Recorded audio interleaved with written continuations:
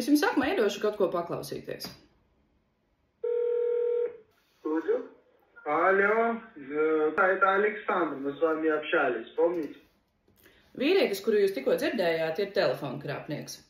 Klausulas otrā galā kāda viņu upure, pensionāra Rīgā.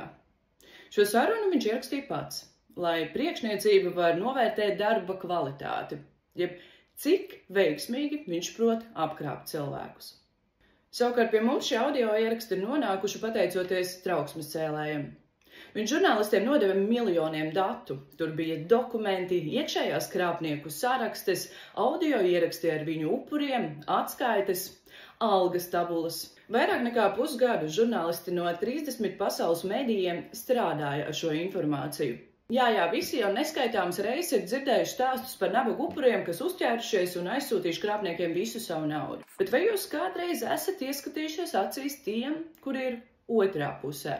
Jums būs šāda iespēja. Mēs atradām šo zvanu centrus. Tie atrodas Tbilisī, Gruzijā. Un mēs atradām arī cilvēkus, kas tur strādā. Tos, kas zvana, un tos, kas vada šo biznesu.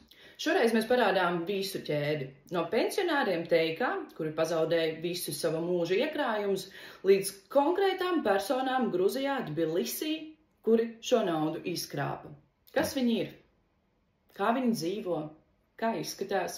Un kāpēc šis biznes joprojām plaukst un dzer? Atbildi meklējiet mūsu pētījumā Krāpšanas impērija. Rebaltika.lv vai klausieties arī Latvijas radio raidījumu Atvērtie faili.